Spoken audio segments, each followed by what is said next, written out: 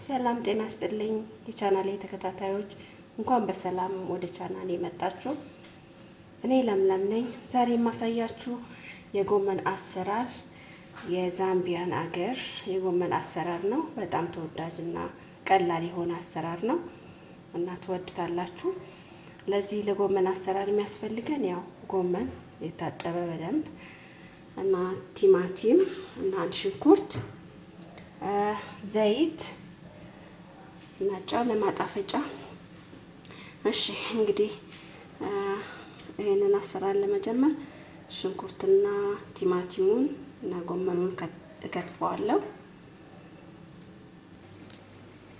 ይሄው እንግዲህ በደቃቁ ከትፈዋለሁኝ።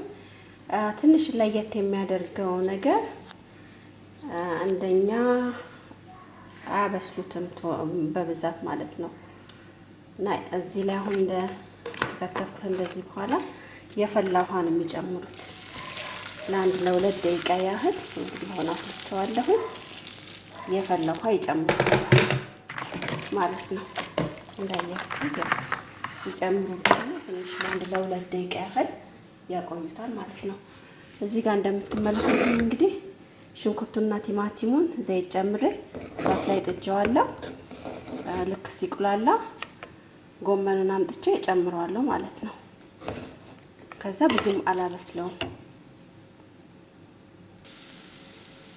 ይሄው እንደምትመለከቱት እንግዲህ ሽንኩርቱን አብስዬዋለሁ። አሁን ጎመኑን ነው የምጨምረው።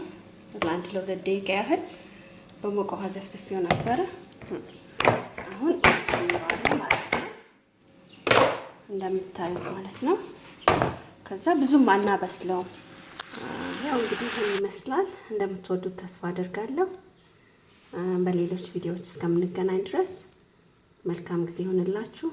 ላይክ፣ ኮሜንት፣ ሰብስክራይብ የደወል ምልክቷን መጫን እንዳትረሱ። መልካም ጊዜ። ቻው።